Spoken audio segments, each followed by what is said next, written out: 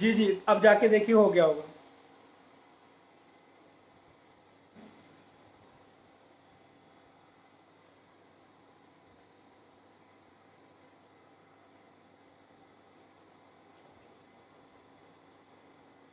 हुआ जैन साहब?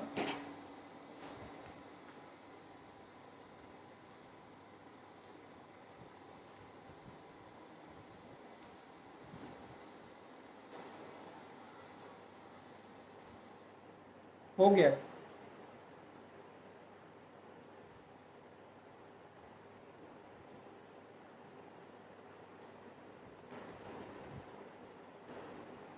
ओ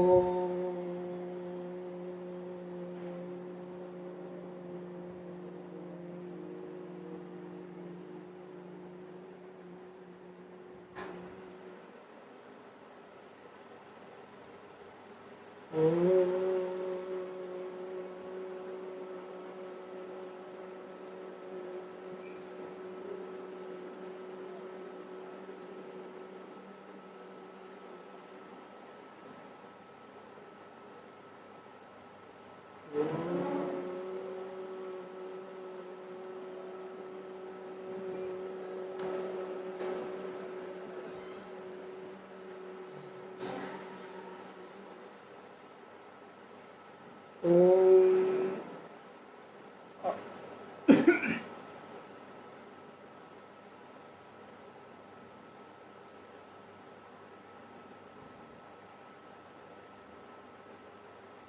सहनावतु सहनौ भुनक्तु सह वीर्यं करवावहै तेजस्विनावधीतमस्तु मा विद्विषावहै।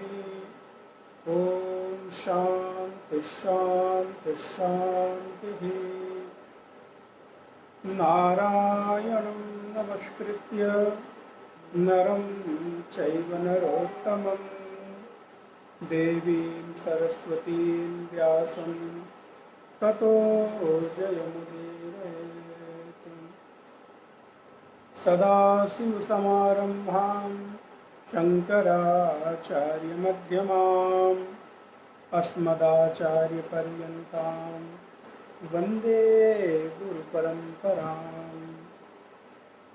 ईश्वरो गुरुरात्मेति मूर्तिभेदविभागिने व्योमवद्व्याप्तदेहाय श्रीदक्षिणामूर्तये नमः। नारायण तत्वबोध के मंगलाचरण को आप लोग दोहराएंगे। वासुदेवेन्द्र योगेन्द्रम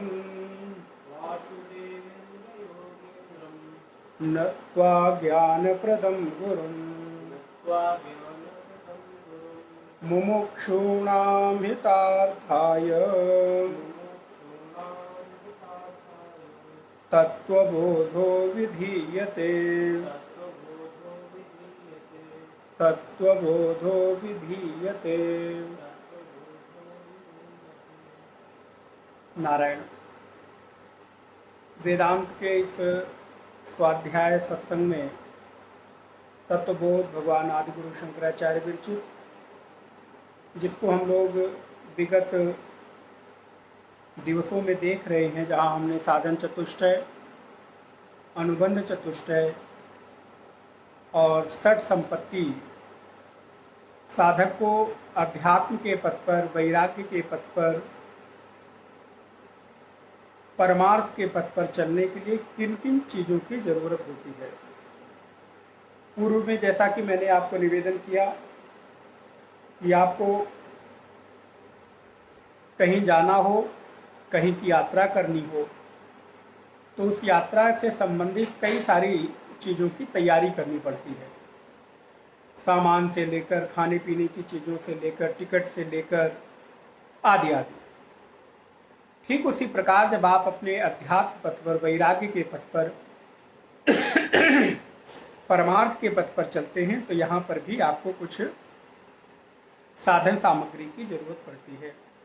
उसके लिए यहाँ पर विवेक, वैराग्य, षट संपत्ति और मुमुक्षुत्व, इसकी बात बताई गई। तो पिछली कक्षा में हम लोगों ने तितिक्षा तक देखा था, जहाँ पर तितिक्षा के विषय पर चर्चा करते हुए हम आगे बढ़ रहे थे। तितिक्षा माने क्या? भगवत्पाद शंकराचार्य कहते हैं शीतोष्ण सुख दुखादि सहिष्णुत्व। जो शीत और उष्ण की सहन करने की क्षमता है, शीतोष्ण सुख दुखादि सहिष्णुत्व, आपके भीतर सहन शक्ति, आपके भीतर सहन करने की कितनी सामर्थ्य है, आपके भीतर सहन कितना किया जा सकता है, इस बात के लिए आप कितने तत्पर हैं, तैयार हैं।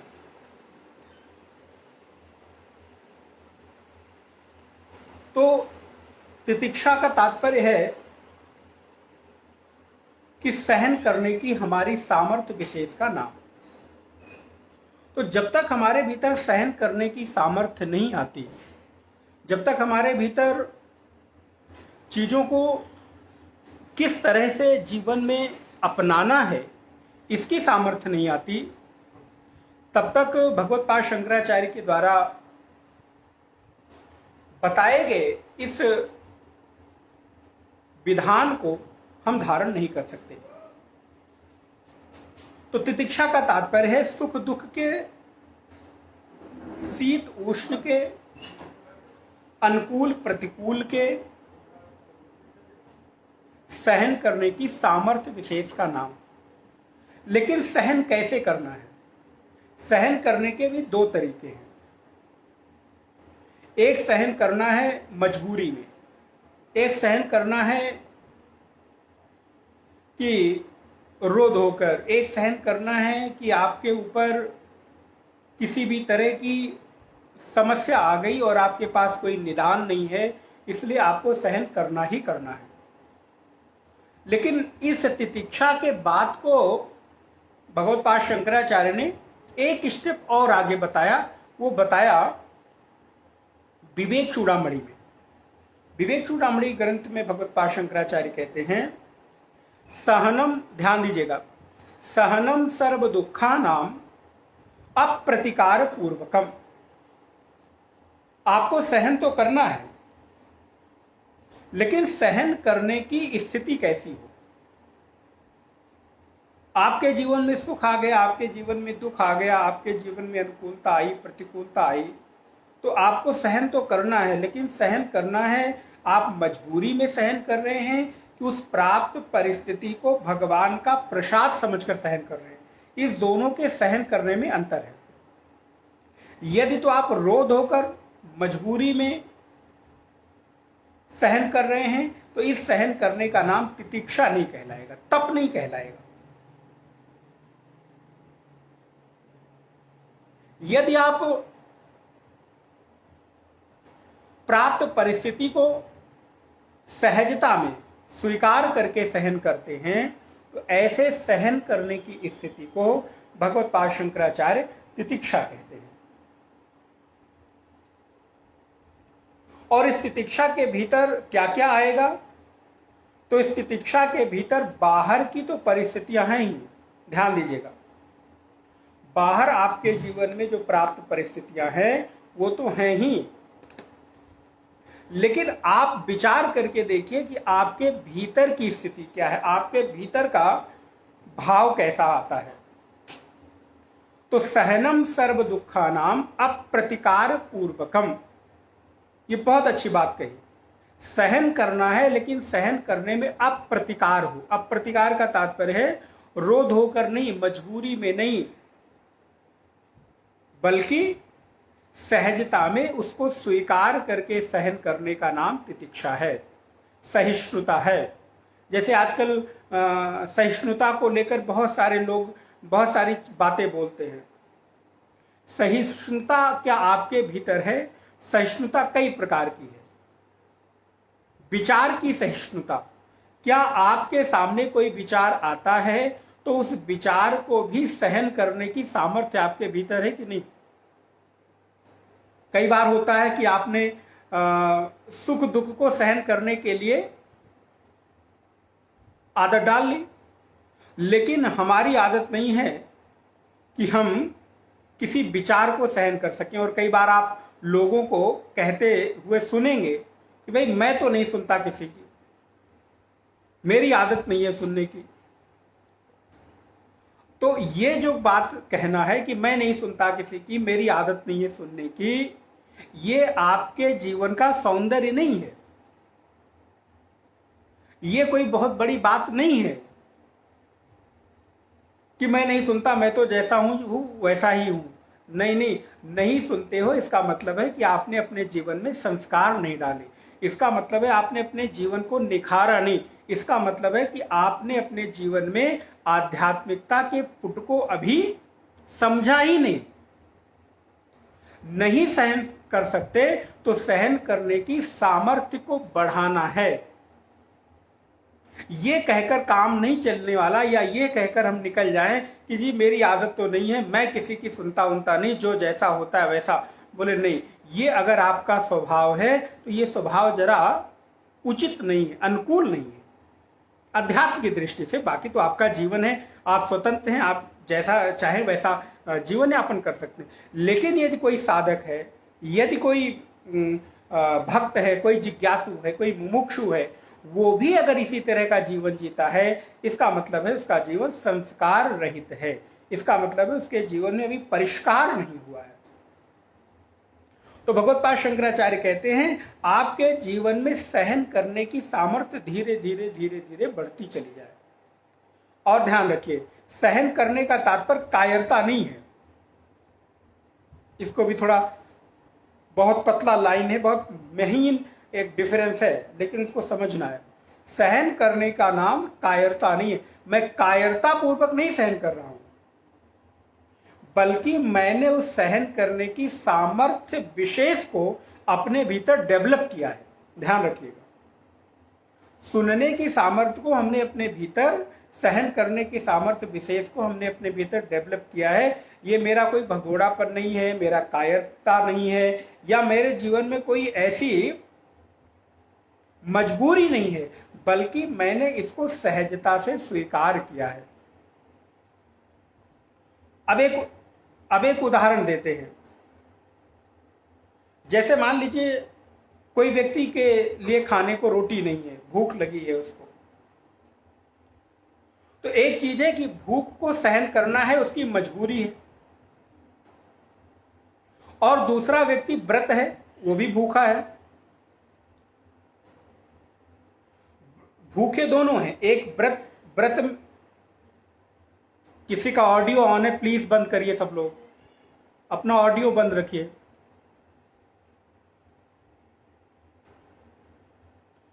तो मान लीजिए एक व्यक्ति भूखा है जिसको खाना नहीं मिला, भोजन नहीं मिला।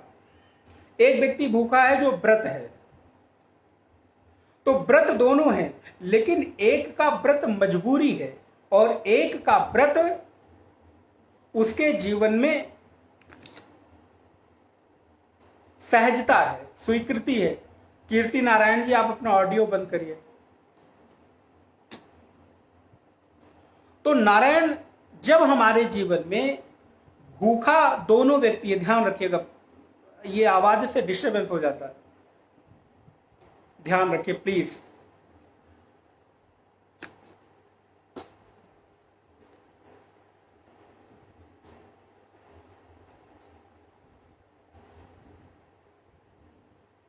तो हमारे जीवन में भूखा रहना एक विकल्प है कि हम व्रत के रूप में रहते हैं, और एक मजबूरी है कि हमको भोजन नहीं मिल रहा है। अब आप बताइए, तितिक्षा किसको कहेंगे, सहिष्णुता किसको कहेंगे? देखने में दोनों ही व्रत हैं, दोनों ही भूखे हैं, दोनों के सामने भोजन उपलब्ध नहीं है, लेकिन एक का व्रत या एक का भूखा रहना मजबूरी है, और एक का भूखा रहना उसने सहजता में जानबूझकर स्वीकार किया है। तो जिसने व्रत से जानबूझकर भूखा रहना स्वीकार किया है, शास्त्रों की दृष्टि में वो तप है, उसको तितिक्षा कहेंगे। मजबूरी में मुझे भोजन नहीं मिला और हम कहेंगे लो आज हमने व्रत कर लिया, नहीं, वो आपका व्रत नहीं हुआ, वो आपकी मजबूरी। इसलिए मजबूरी में की गई किसी भी प्रकार की सहिष्णुता तप नहीं आती। हाँ, वो आप अपने मन को संतोष देने के लिए कह सकते हैं कि आज हमने ये किया कि भोजन नहीं किया, किसी भी कारण से नहीं किया, बात ठीक है। लेकिन यदि देखा जाए तो तप की कैटेगरी में, तपस्या के क्षेत्र में वो आएगा जिसके सामने विकल्प मौजूद था, लेकिन उसके बाद भी उसने उस बात को स्वीकार नहीं किया। मेरे सामने भोजन की थाली उपलब्ध हो, मेरे सामने नाना प्रकार के व्यंजन परोसे गए हों, उसके बाद भी यदि मैं उनको ग्रहण न करूं तो ये आपका व्रत कहलाएगा, आपका तप कहलाएगा, आपकी तितिक्षा कहलाएगी। और यदि मजबूरी में आप भूखे रहते हैं तो ये तप की कैटेगरी में नहीं आता। आदि गुरु भगवान शंकराचार्य विवेक चूड़ामणि में कहते हैं सहनम सर्व दुखा नाम। सहन दोनों कर रहे हैं, ध्यान रखिएगा, सहन दोनों कर रहे हैं, सहनम सर्व दुखा नाम। लेकिन कैसे? बोले अप्रतिकार पूर्वकम। उसमें प्रतिकार नहीं है कि क्या बताऊं, खाना नहीं मिला आज भूखे रह गए, खाना नहीं मिला, भोजन नहीं मिला आज भूखे रह गए, भोजन नहीं मिला आज भूखे रह गए। बार बार ये कहकर आप भूखे रहकर आप व्रत नहीं कर रहे हो, आपका तप नहीं है, ये आपकी मजबूरी है। तो ये बात ध्यान रखिए कि मेरे सामने वस्तुएं उपलब्ध हों, उसके बाद भी भोग के प्रति मेरी रुचि न पैदा हो। अब इसको एक कदम और आगे लेकर चलिएगा। मेरे सामने सारी चीजें उपलब्ध हैं, उसके बाद भी मैं उपभोग कर रहा हूं, लेकिन उपभोग करते हुए भी मैं उनसे विरक्त हूं। अब पता चला मेरे पास है ही नहीं और मैं कह दूं अरे मैंने छोड़ दिया, त्याग कर दिया, ना ना। अब मेरे पास त्याग करने के लिए कोई प्रॉपर्टी नहीं है, पैसा नहीं है, मकान नहीं है, दुकान नहीं, और कहते अरे मैंने सब कुछ त्याग दिया, सब कुछ छोड़ दिया। इस त्याग का नाम त्याग नहीं है। त्याग तो वो है जो आपके सामने सम्मुख होता हुआ, सब कुछ सामने रहता हुआ भी आप उसको सहजता पूर्वक परित्याग कर दो। इस चीज को त्याग और तितिक्षा हमारे शास्त्रों में कही गई। अब ये त्याग का स्तर क्या क्या हो सकता है? तो गीता में आइए, वासुदेव कृष्ण कहते हैं अर्जुन को, अर्जुन, जो लोग सहन करते हैं, जो लोग तप पूर्वक चीजों को सहन करते हैं, वो अमृतत्व को प्राप्त करते हैं। अमृतत्व की उपलब्धि, अमृतत्व का तात्पर्य है परम की उपलब्धि उन्हीं को होती है जिनके जीवन में त्याग की सामर्थ्य है। त्याग की सामर्थ्य विशेष के बिना कभी भी किसी व्यक्ति के भीतर किसी महत्व वस्तु को प्राप्त करने की योग्यता नहीं आ सकती है। शीतोष्ण सुख दुखेषु समसंग विवर्जितः। शीतोष्ण सुख दुखेषु, शीत और उष्ण का परित्याग, शीत और उष्ण में सहज और सम रहने का अभ्यास। और वो कितना हो जाए? बोले दोनों ही अवस्थाओं में उसको कोई फर्क न पड़ता हो, ऐसी स्थिति में। तो बोले केवल इतना ही? ये तो गाय भैंस भी कर लेती, पशु पक्षी भी कर लेते हैं, ठंडी पड़ती हो, बरसात होती हो, गर्मी होती हो, मछली है तो जल में ही रह रही है।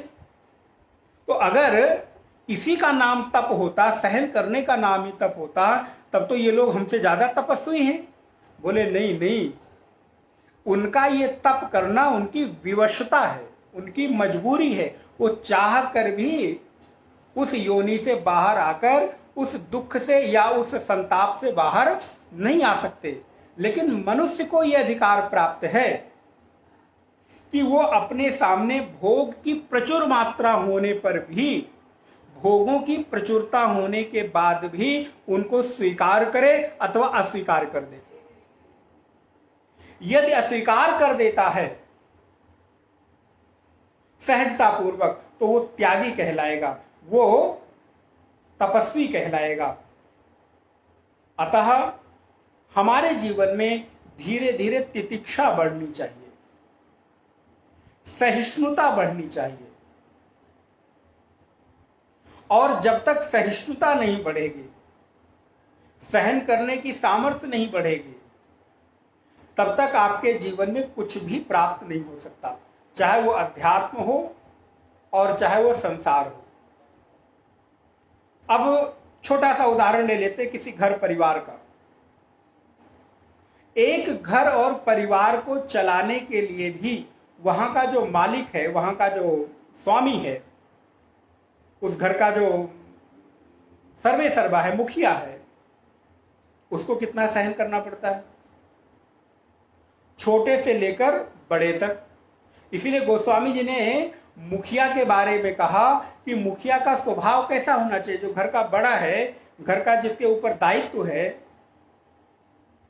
उसके जीवन में समता होनी चाहिए। समता कैसी होनी चाहिए? बोले मुखिया मुख सो चाहिए, मुखिया मुख सो चाहिए, खान पान मुँह एक, पाले पोषय सकल अंग, तुलसी सहित विवेक।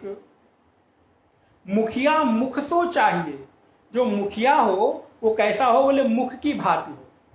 कैसे? बोले मुख सब कुछ ग्रहण तो करता है लेकिन अपने पास नहीं रखता। खाता जरूर है लेकिन वो क्या करता है? बोले जिस अंग को जितनी जरूरत है पोषक तत्वों की, वो उनको ले जाकर पहुंचा देता है। मुखिया मुख सो चाहिए, खान पान मुँह एक। अब आप देखिए, आपके पैर में चोट लगती है तो आप दवाई पैर को नहीं खिलाते, आप दवा किसको खिलाते हो? मुख को। लेकिन ठीक क्या होता है? पैर। सिर में दर्द है तो क्या करेंगे? दवाई पीस कर सिर में बांध लें। बोले नहीं नहीं, मुख को दवा खिलाओ, काढ़ा मुख को पिलाओ, और वो मुख क्या करेगा? बोले वो मुख उस अंग को पहुंचा देगा जिस अंग को उसकी आवश्यकता है, जरूरत है। इसी प्रकार मुखिया का भी दायित्व है कि उसके पास जितने भी परिवार के सदस्य हैं सबके लिए सम बुद्धि होनी चाहिए। मुखिया मुख सो चाहिए, खान पान मुँह एक, पालय पोषय सकल अंग, सभी अंगों को। लेकिन कैसे? बोले तुलसी सहित विवेक। बोले यहाँ विवेक की फिर क्या जरूरत है? सबको समान मात्रा में? बोले नहीं नहीं, सबको समान मात्रा में नहीं। हो सकता है कभी किसी परिवार के एक व्यक्ति को यदि थोड़ी अधिक जरूरत हो तो विवेक पूर्वक उसकी तरफ थोड़ा ध्यान देकर उसको पोषण देना चाहिए। अब मान लो कोई व्यक्ति परिवार में बीमार है, अब उसको वैद्य ने बता दिया कि इसको जूस पिलाइए, उसको फल खिलाइए, उसको पोषक तत्वें खिलाइए। अब मुखिया है, मुखिया को लेकर आना है तो कहा कि सबके लिए लेकर आओ, सबको एक ही जैसा खिलाओ। तो बोले अब क्या करें? उतना ही फल, उतना ही जूस, उतनी ही सारी चीजें सबको लेकर आए? बोले ना ना, सबके लिए लेकर नहीं आना है। फिर विवेक का प्रयोग करिए, विवेक पूर्वक उस अंग का पोषण करिए जो अंग कमजोर हो। उस परिवार के व्यक्ति का पोषण करिए जो परिवार का व्यक्ति कमजोर हो। ये मुखिया का कर्तव्य बनता है। बोले ठीक इसी प्रकार हमारे जीवन में जब तक विवेक पूर्वक तप नहीं होगा, अब ध्यान रखिए, तप कैसा हो? विवेक पूर्वक। हमने कह दिया सर्दी गर्मी का सहन करना चाहिए। अच्छा, अब आपके यहां हम पहुंचे और बोले महाराज आपने कहा था सर्दी गर्मी का है, अब इस समय टेम्परेचर 45 डिग्री है और आपने अपने बरामदे में चारपाई और तखत डाल दिया, कुर्सी डाल दी, बोले बैठिए महाराज। ये क्या है? बोले ये सर्दी गर्मी में एक जैसा रहना चाहिए। तो गर्मी में यहाँ बैठे, सर्दी में पहुंचे, टेम्परेचर पता चला माइनस पहुंच गया है, 1-2 टेम्परेचर हो गया है।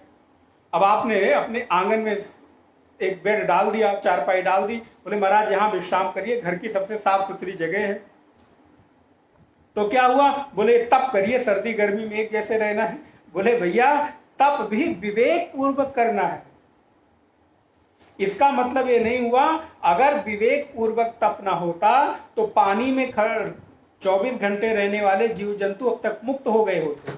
सर्दी गर्मी बरसात में पशु बाहर रहते हैं, वो मुक्त हो गए होते, लेकिन नहीं, उस मुक्ति का अधिकार परमात्मा ने केवल और केवल मनुष्यों को दिया है। क्यों दिया है? क्योंकि मनुष्य के पास विवेक करने की सामर्थ्य है और वो विवेक करके अपने जीवन में तप को स्वीकार करके और आगे बढ़ सकता है। इसलिए भगवत्पाद शंकराचार्य कहते हैं यहां तत्वबोध की परिभाषा छोटी है, शीतोष्ण सुख दुखेशु सहिष्णुत्वम, लेकिन इसी परिभाषा को थोड़ा और विस्तृत जो किया, विवेक चूड़ामणि में ध्यान रखिएगा कि अप्रतिकार पूर्वकम, प्रतिकार नहीं होना चाहिए, रोध होकर नहीं। जो परिस्थिति सामने आई है उस परिस्थिति को प्रसाद समझकर, गीता में वासुदेव कहते हैं अर्जुन को, प्रसादे सर्व दुखानाम हानिरस्योपजायते। अर्जुन, जीवन में मिली हुई प्रत्येक परिस्थिति प्रभु का प्रसाद है।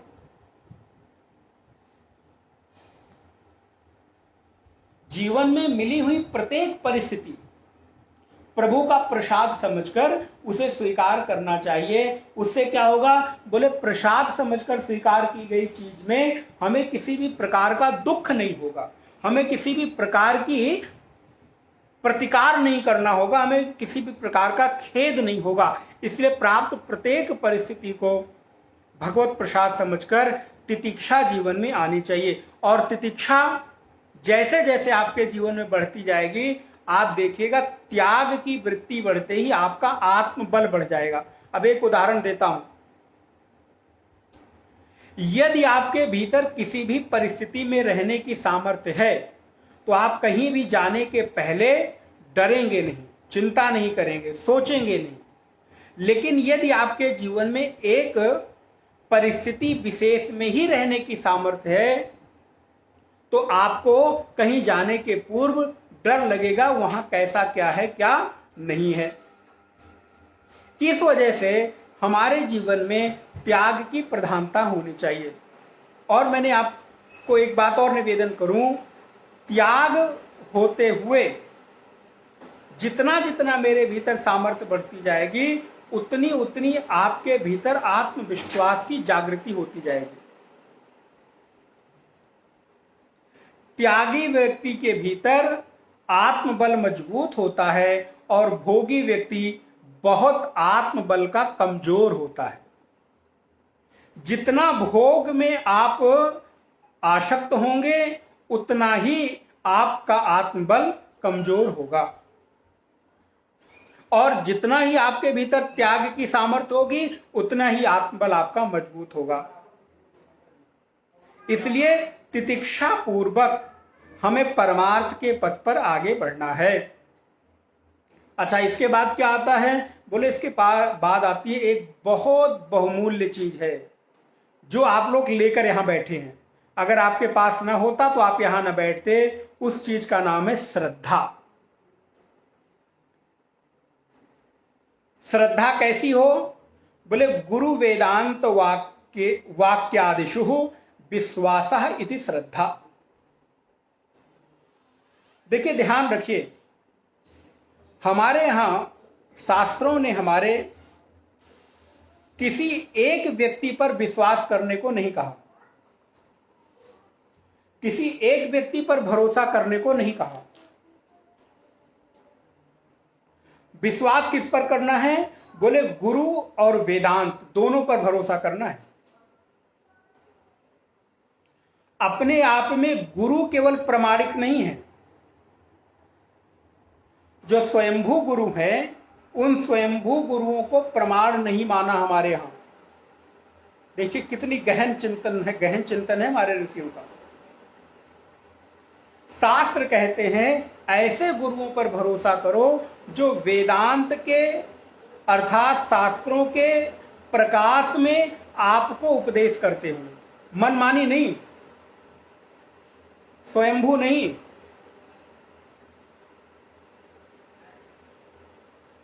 बोले महाराज मेरा कोई गुरु नहीं है। क्यों? बोले हम जन्मजात गुरु हैं,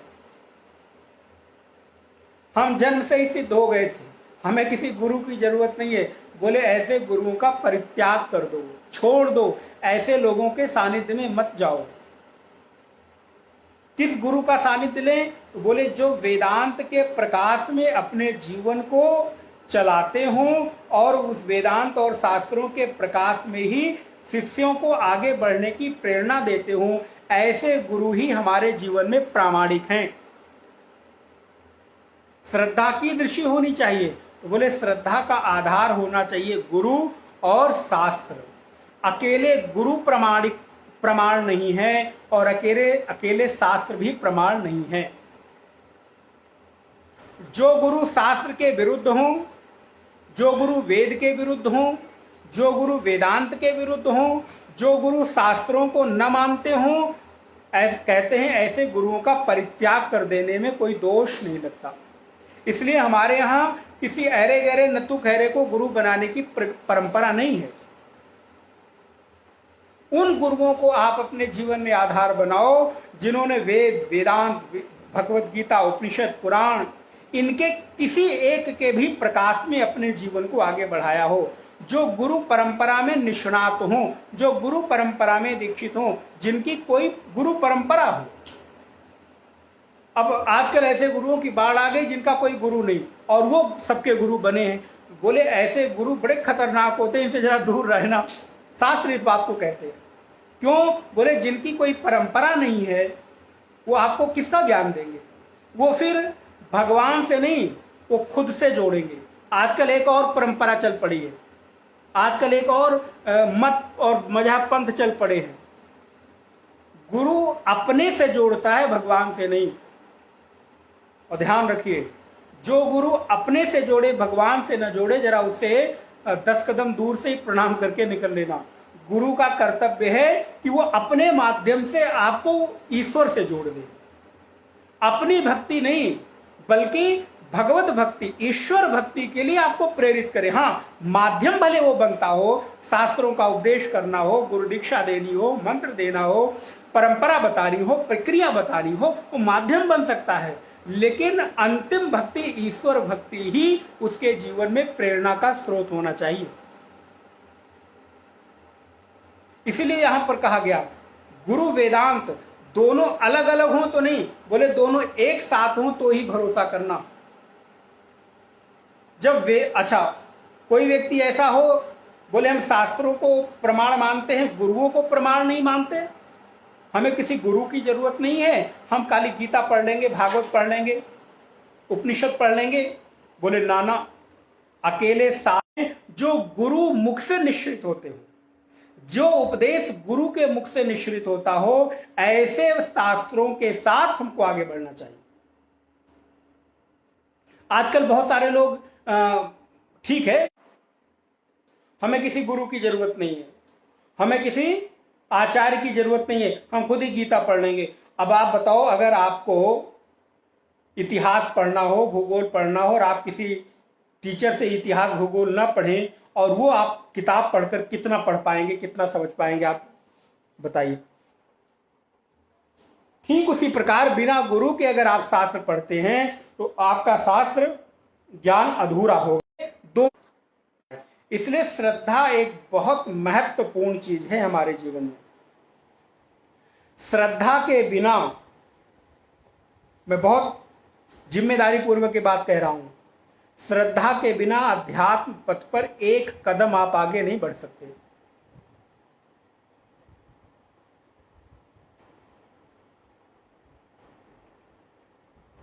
श्रद्धा आपकी एक ऐसी संपत्ति है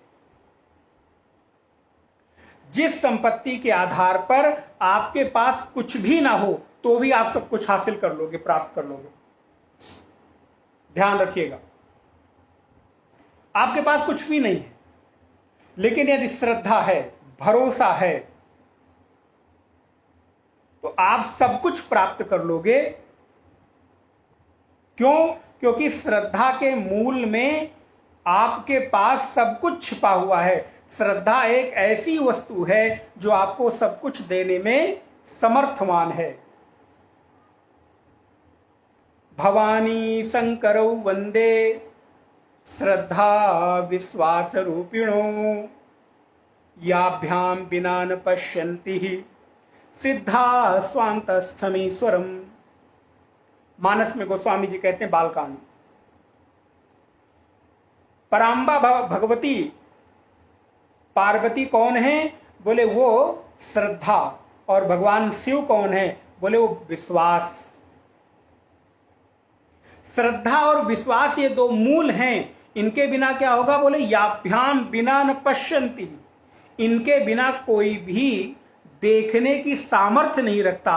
अर्थात किसी भी व्यक्ति के जीवन में श्रद्धा और विश्वास के अभाव में अध्यात्म पथ पर अंधेरा ही अंधेरा होगा। ये श्रद्धा और विश्वास आपके ये दो नेत्र हैं, जिन नेत्रों से आपको मार्ग दिखाई देता है। भरोसा, और ये भरोसा बहुत अद्भुत चीज है। अगर आपके जीवन में सब कुछ छूट जाए, लेकिन अगर भरोसा बचा हुआ है मेरे भाई बहन, तो आप सब कुछ प्राप्त कर सकते हो। लेकिन आपके जीवन में सब कुछ हो और भरोसा छूट जाए, भरोसा टूट जाए, तो आप टूट जाओगे, आप कुछ भी प्राप्त नहीं कर सकते। लेकिन हम बहुत जल्दी अपने भरोसे को, अपने श्रद्धा को तोड़ते रहते हैं, छोड़ते रहते हैं, या शिफ्ट करते रहते हैं, बदलते रहते हैं।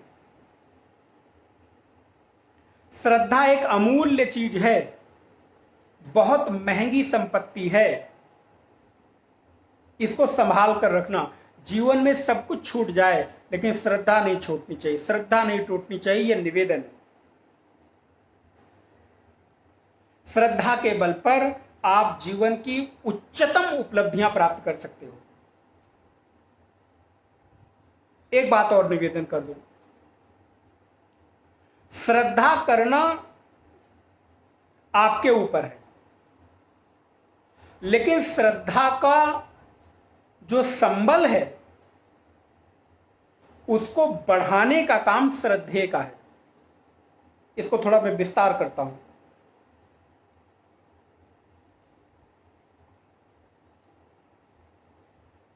श्रद्धा करना आपके हाथ में है। श्रद्धा कहां करना है, यह आपके हाथ में है। श्रद्धा किस पर करनी है, कितनी करनी है, आपके ऊपर है। बिल्कुल ठीक है। लेकिन श्रद्धा करने के बाद आपके हाथ में कुछ नहीं रह गया। अब जिसके ऊपर आपने श्रद्धा की है, उस व्यक्ति की जिम्मेदारी है, उस व्यक्ति का कर्तव्य है कि वो आपकी श्रद्धा को दुगुनी करके आपको दे दे, ना कि आपकी श्रद्धा को ठग के आपको कंगाल बना दे। पुनः रिपीट कर रहा हूं, दोहरा रहा हूं। आपने मुझ पर श्रद्धा की, ये आपका भरोसा था, ये आपके ऊपर था। आपने श्रद्धा करना, ये मेरे ऊपर आपको श्रद्धा करना, ये आपके ऊपर था। लेकिन आपके द्वारा की गई जो मेरे ऊपर श्रद्धा है, उस श्रद्धा को बढ़ाना अथवा घटाना अब ये मेरे ऊपर है। आपको श्रद्धा करनी थी, आपके पास श्रद्धा की संपत्ति थी, आपने उड़ेल दी मेरे ऊपर, किसी संत के ऊपर, किसी गुरु के ऊपर, किसी आचार्य के ऊपर। लेकिन जहां आपने अपनी श्रद्धा को समर्पित किया, ध्यान रखिएगा वो श्रद्धेय कैसा है। क्या वो आपकी श्रद्धा का कद्र करता है कि नहीं, आपकी श्रद्धा का आदर करता है कि नहीं। यदि वो आपकी श्रद्धा का आदर नहीं करता है मेरे भाई बहन, तो जरा अपनी श्रद्धा को सोच समझ कर उसको दीजिएगा। यदि थोड़ी दी है और थोड़ी बचाई है, तो अभी बचाकर रख लेना, पूरी देना मत। नहीं तो हो सकता है कि आपकी श्रद्धा को ठगा जाए, और यदि आपकी श्रद्धा को एक बार ठगा गया तो आप टूट जाओगे, बिखर जाओगे। क्योंकि एक बार श्रद्धा टूटती है, भरोसा टूटता है, विश्वास टूटता है, तो व्यक्ति किसी भी लायक बचता नहीं है। इसीलिए श्रद्धा करने के पहले बहुत सोच समझकर अपने श्रद्धेय के ऊपर श्रद्धा करना। इसलिए हमारे यहां कहावत कही गई, गुरु करो जान के, पानी पियो छान के। पानी में कोई ऐसी चीज ना हो जो आपके स्वास्थ्य को प्रतिकूल कर दे। और श्रद्धा रूपी समर्पित करने वाला जो गुरु तत्व है, वो भी ऐसा ना हो कि वो आपकी श्रद्धा को भी कहीं ठेस पहुंचा दे। इसलिए श्रद्धा करना श्रद्धालु का काम है, और उस श्रद्धालु की श्रद्धा को और अधिक बढ़ाकर उसको वापस कर देना ये श्रद्धेय का काम है, श्रद्धास्पद का काम है। ये हम जैसे संतों का, गुरुओं का, आचार्यों का काम है कि भक्तों की श्रद्धा को और सुदृढ़ करे, मजबूत करे और आगे बढ़ाए, क्योंकि आपकी पूंजी को लेकर हमें और अधिक वापस करके देना है, ना कि घटा के देना है। आप कोई चीज कहीं निवेश करते हो, पैसा निवेश करते हो, प्रॉपर्टी में निवेश करते हो, किस लिए करते हो? ये हमको थोड़ा बढ़ाकर मिलेगा। और आप सोचो, आप अपनी अमूल्य पूंजी श्रद्धा का निवेश कहीं कर रहे हो और वो घट जाए, कम हो जाए, उचित नहीं है। इसलिए मैं निवेदन करूंगा कि आप अपनी श्रद्धा को जरा सोच समझ के, अपनी श्रद्धा को जरा विचार पूर्वक किसी संत, किसी गुरु, किसी आचार्य, किसी श्रद्धेय में समर्पित करना, और एक बार कर देना तो फिर कर देना। फिर बार बार आप अपनी श्रद्धा पर संदेह मत करना।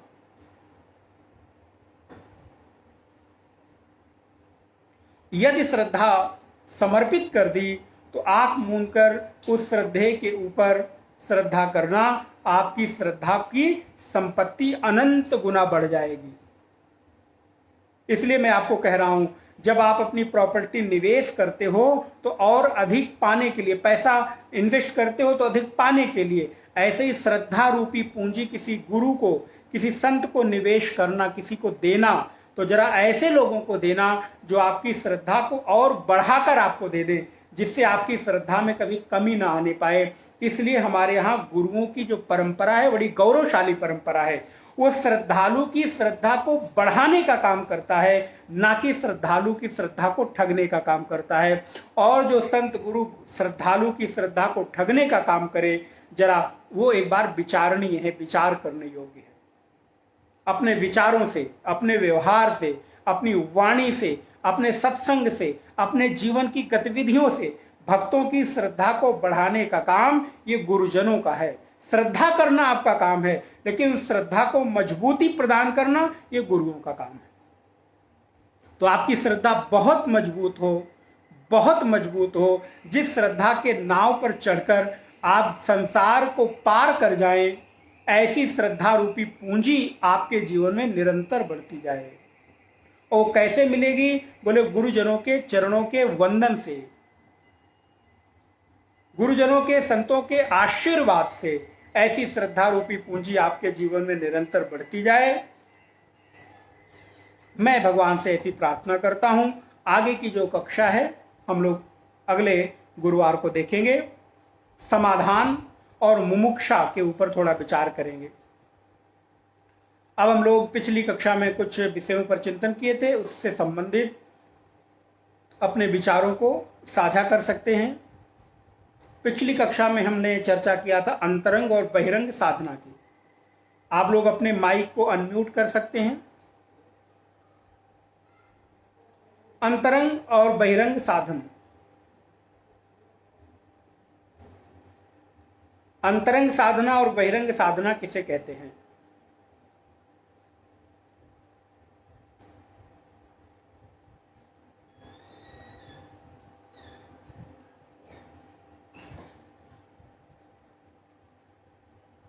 जी,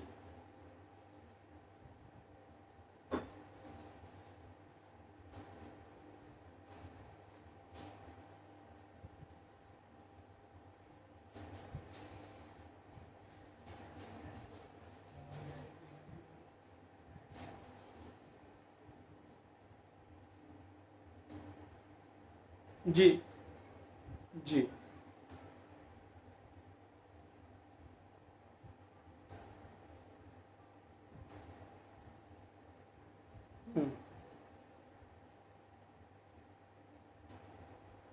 इन दोनों से हमें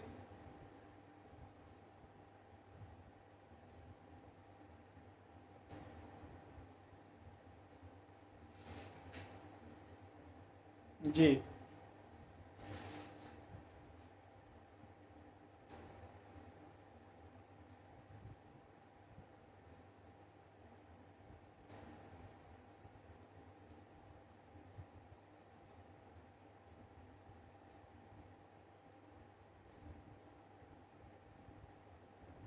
जी,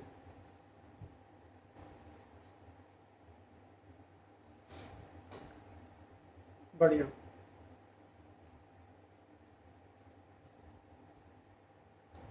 वैराग्य की परिभाषा और भी लोग बोल सकते हैं।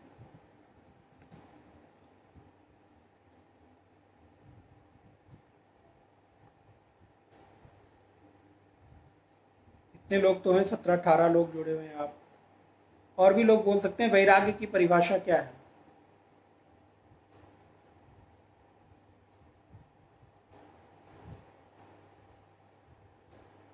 उत्तम, सुंदर, कहाँ तक?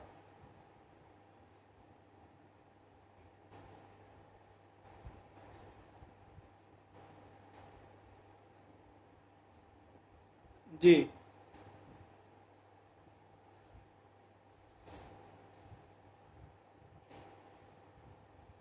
जी,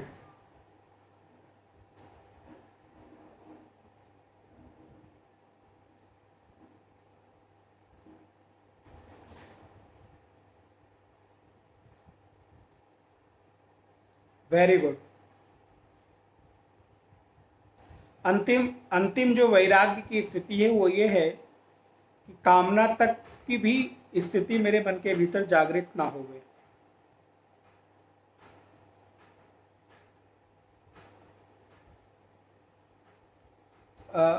फेसबुक पर जो लोग जुड़े हों केवल आप सुन सकते हैं। यहाँ पर प्रश्नोत्तर सेशन चल रहा है तो आपको मेरी बात सुनाई देगी, जो यहाँ पर लोग उत्तर दे रहे हैं उसकी बात सुनाई नहीं देगी। तो आप लोग अगर इसमें सम्मिलित होना चाहें तो आप गूगल मीट पर जुड़ सकते हैं।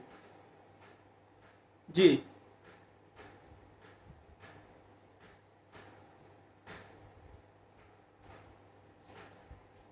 और कोई कुछ,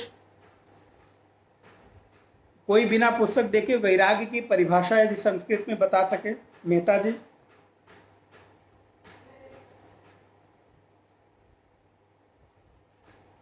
सुंदर।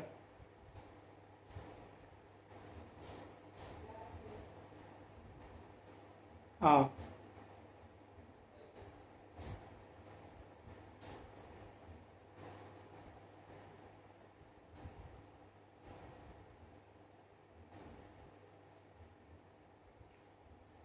वैराग्य की जागृति होती कैसे?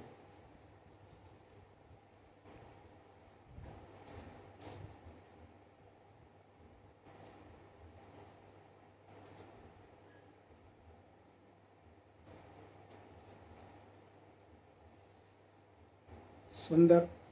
नहीं, लेकिन कौन सी ऐसी चीज है जिस, नहीं ठीक है, बिल्कुल ठीक है, लेकिन कौन कौन सी ऐसी चीज है जिसके पालन से वैराग्य के उत्पन्न होने की संभावना बढ़ जाती है?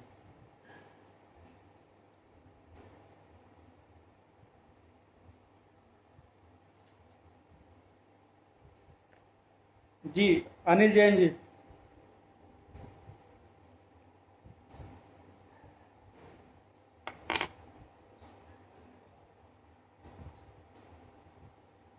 हम्म,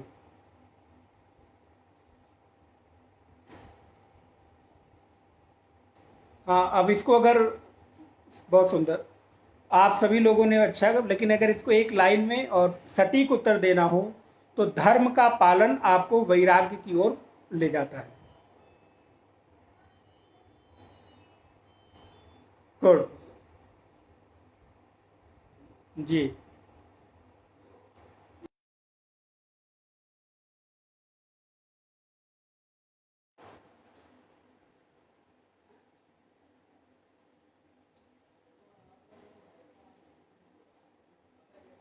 अब अनुमान नहीं करना है सकलानी जी,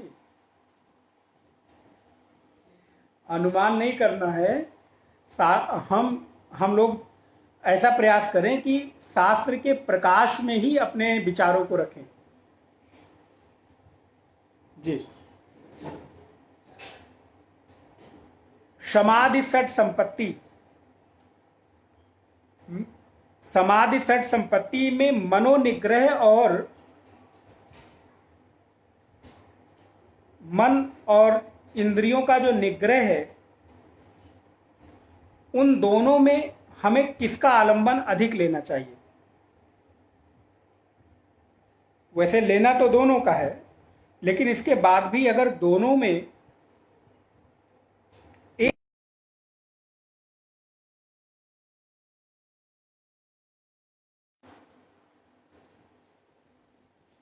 नहीं, किरण अम्मा ने बिल्कुल बिल्कुल, क्योंकि अगर मानसिक रूप से हम किसी को मार देते हैं, मानसिक रूप से किसी को गाली दे देते हैं, मानसिक रूप से किसी को अपशब्द कह देते हैं तो चल जाएगा, क्योंकि वो मेरे मन के भीतर घटना हुई।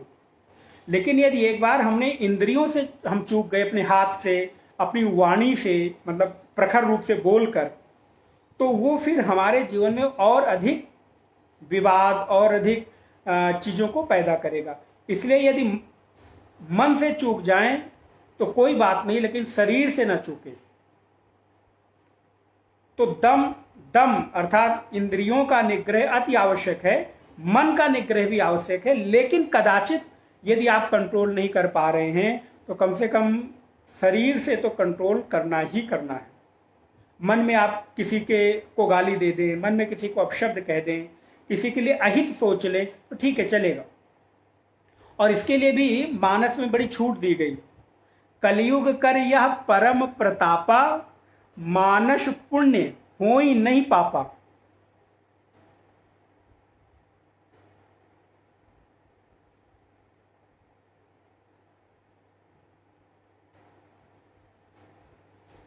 तस्य प्रज्ञा प्रतिष्ठिता। सुंदर।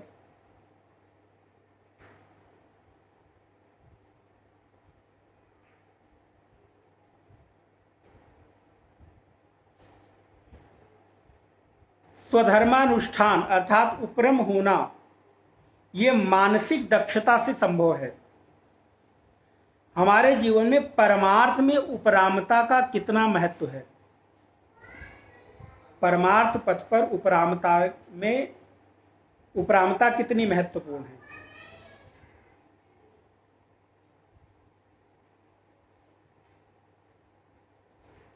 सबसे पहले तो उपरामता मतलब क्या होता है?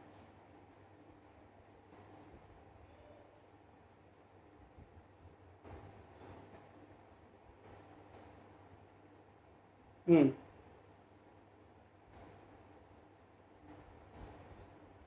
हम्म हम्म ठीक है।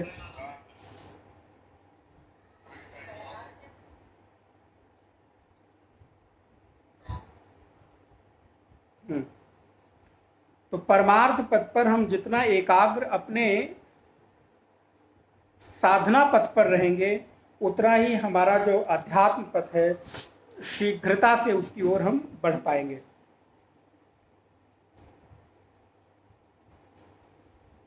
जी बिल्कुल कह सकते हैं। इसीलिए इसीलिए एक चीज यहां पर निवेदन करके मैं बात पूरी करूंगा। इसीलिए शास्त्रों में या अध्यात्म हमको स्वतंत्र करता है। तो यहां स्वतंत्र करने का तात्पर्य ये नहीं है कि आप उच्छृंखल हो गए, मनमानी हो गए। स्वतंत्र का तात्पर्य स्व माने अपने और तंत्र माने नियम। अपने नियम में रहना ही स्वतंत्रता है, अपनी जो स्वयं की डिसिप्लिन है। इसलिए स्वतंत्रता का तात्पर्य लोगों ने बड़ा गंदा ले लिया कि अरे जो मर्जी आए खाओ पियो रहो, ये करो वो करो, उच्छृंखलता ले ली। नहीं, स्वतंत्रता का तात्पर्य उच्छृंखलता नहीं है। स्वतंत्रता का तात्पर्य अपने द्वारा अपने लिए बनाए गए नियम के अंदर रहना ही स्वतंत्रता है, असली स्वतंत्रता है।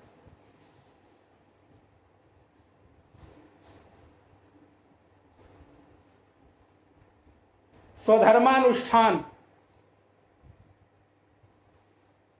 जी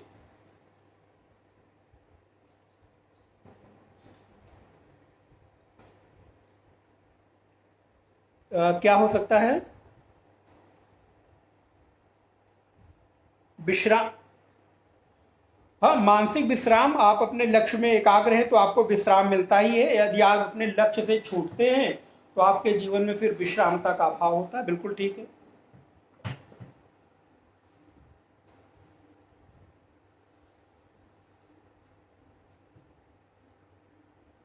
तो इसी के साथ हम लोग अब अगली कक्षा में मिलते हैं, विश्राम देते हैं।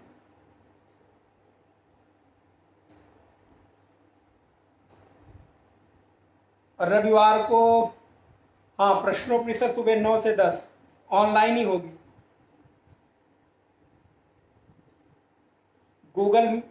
गूगल मीट और फेसबुक।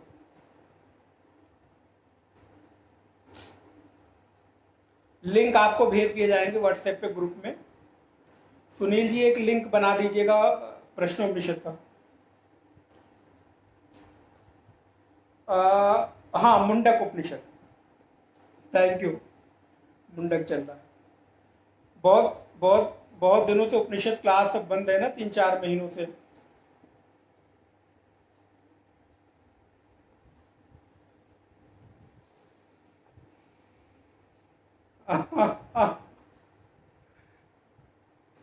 जी, पहला ही मुंडक चल रहा है। उसको हम थोड़ा पीछे से ले लेंगे।